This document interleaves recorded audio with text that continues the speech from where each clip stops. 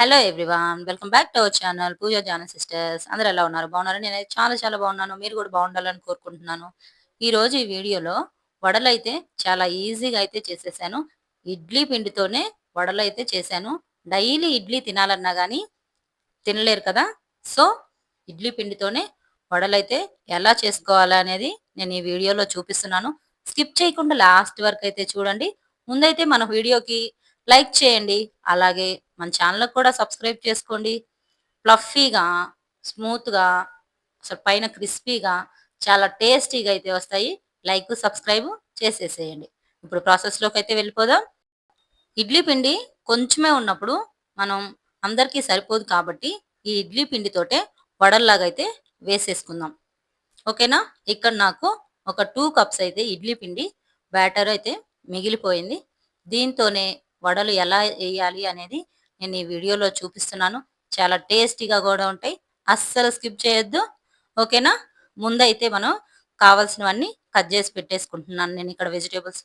ఇక్కడ ఆనియన్స్ అయితే చిన్న చిన్న పీసెస్‌గా కట్ జేసి పెట్టుకున్నాను.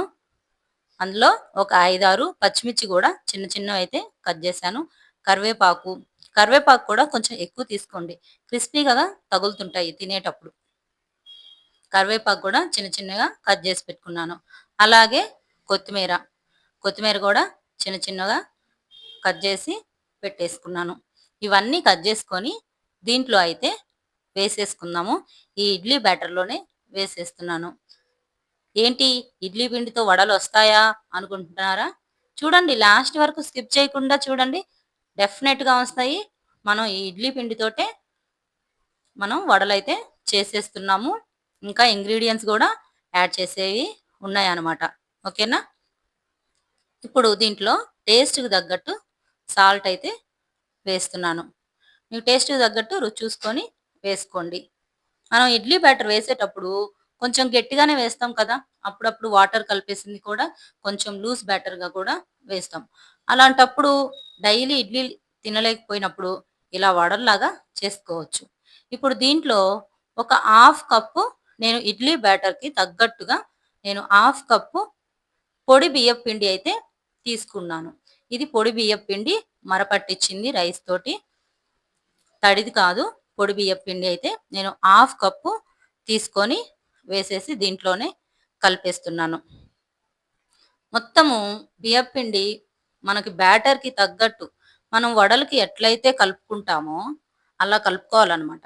మొత్తం బియ్యపు పిండి వేసేసి మొత్తము కలిపేస్తున్నాను. వెజిటబుల్స్ కూడా దీంట్లో సోడా ఉప్పు వేసే పనే లేదనమాట. ఎందుకంటే ఆల్రెడీ రవ్వ ఉంది కాబట్టి ఫ్లఫీగా వస్తాయి. మనం సోడా ఉప్పు గూడా అసలు వేయాల్సిన అవసరం లేకుండా చాలా టేస్టీగా చేస్తున్నాను నేనిక్కడ. మొత్తం కలిపేసుకోండి. ఒకవేళ మీకు వడ బ్యాటరీ రాలేదు అంటే ఇడ్లీ బ్యాటరీ లూజ్‌గా ఉంటుంది గదా! అప్పుడు అవసరమైతే ఇంకొంచెం బియ్యపు పిండి గూడా కలిపేసుకోండి.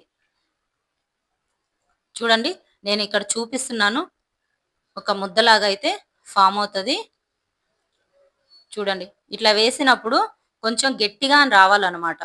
అప్పుడు దాకా బియ్యపిండి సరిపోకపోతే కొంచెం వేసుకొని కలుపుకోండి. ఇక్కడ చూడండి. నేనైతే కలిపేసి పక్కన పెట్టేసుకున్నాను. ఇప్పుడు దీన్ని మనం వడల్లాగా అయితే వేసేసుకుందాము. ఈ బ్యాటర్‌ని ఒక 10 మినిట్స్ కలిపిన తర్వాత పక్కన పెట్టేసుకోండి. అప్పుడే మొత్తం మిక్స్ అయ్యి వరిపిండి గూడా బాగా నానిపోతుంది. ఇప్పుడు ఆయిల్ డీప్ ఫ్రైకి పెట్టేసుకుంటున్నాను. ఆయిల్ బాగా అయితే కాగింది. ఇప్పుడు ఒక్కొక్కటిగా వడల్లాగా వేసేసుకుంటున్నాను నేను. సన్నగా వేసుకున్నా కానీ మీకు నచ్చితే గారెల్లా గూడా వేసుకోండి. నేనైతే ఫ్లఫీగా ఉండటానికి పైన క్రిస్పీగా వస్తాయని వడల్లాగా అయితే కొంచెం వేసేస్తున్నాను అలాగా. మీరు గూడా నచ్చిన విధంగా వేసేసుకోండి. ఇది మీడియం ఫ్లేమ్‌లో పెట్టుకొని చేసుకోండి. మనం గారెలు చేసుకున్నట్టయితే అస్సలు రాదనమాట. మంటని మీడియం ఫ్లేమ్‌లో పెట్టేసుకోండి. ఎందుకంటే లోపల దాకా ఉడికిపోవాలి వడలు అంటే మీడియం ఫ్లేమ్‌లో పెట్టుకోండి. అలా అని తగ్గించి పెట్టొద్దు. అలా అని హై ఫ్లేమ్‌లో అస్సలు పెట్టొద్దు. హై ఫ్లేమ్‌లో పెడితే పైన క్రిస్పీగా ఉంటాయి గానీ లోపల అనేది అస్సలు ఉడకనే ఉడకదు. ఆల్రెడీ రవ్వ కాబట్టి ఉడకదనమాట. మొత్తం పిండి పిండిగానే ఉంటుంది.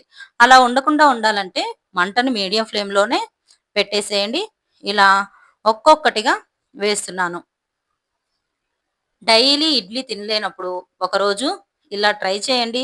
చాలా ఈజీగా అయితే మనకి వడల్లాగా తయారైపోతాయి. అచ్చం బయట తొరిగే వడల్లాగానే చేసేసుకోవచ్చు. అప్పటికప్పుడు పిండి లేకపోయినా వడలైతే మనకు చేసుకోవచ్చు. చూస్తున్నారు గదా!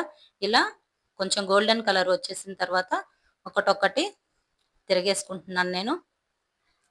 వెంటనే మాత్రం తిప్పేయొద్దు. ఎందుకంటే ఒకదానికొకటి స్టిక్ అయిపోతాయి గదా! బ్యాటర్ మొత్తం ఆ గరిటెకే స్టిక్ అయితుంది. సో, ఒక 2 మినిట్స్ ఆగిన తర్వాత ఒకటి ఒకటి తిప్పేసుకుంటే రివర్స్‌లో వేసుకొని అలా గోల్డెన్ కలర్ వచ్చేదాకా వడలనైతే చేసేసుకోండి. చూస్తున్నారు గదా! గోల్డెన్ కలర్ అయితే వచ్చాయి. మనం కొత్తిమీర, కరివేపాకు, ఉల్లిపాయలు గూడా వేసాం కదా! చాలా టేస్టీగా మనం ఈవినింగ్ టైంలో స్నాక్స్‌గా గానీ, లేదా మార్నింగ్ టైము టిఫిన్‌గా గానీ ఇలా చేసుకోవచ్చు. చూసారు గదా! ఎంత ఫ్లఫీగా వచ్చాయో గోల్డెన్ కలర్‌లో బాగొచ్చాయి గదా వడలు. అండి మన వడలైతే ఇడ్లీ రవ్వతోటే వడలైతే వేసేసాను. చూపిస్తున్నాను చూడండి. ఫ్లఫీగా, పైన క్రిస్పీగా, లోపల సాఫ్ట్‌గా చాలా చక్కగా బాయిల్ అయిపోయింది. లోపల గూడా ఉడికిపోయింది. నచ్చింది గదా! అలా మొత్తం వడల్లాగా అయితే వేసేసుకున్నాము.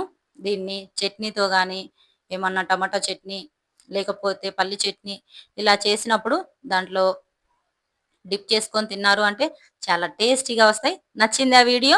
నచ్చితే ఒక లైక్ చేయండి మన వీడియోకి. అలాగే సబ్స్క్రైబ్ చేసుకోండి.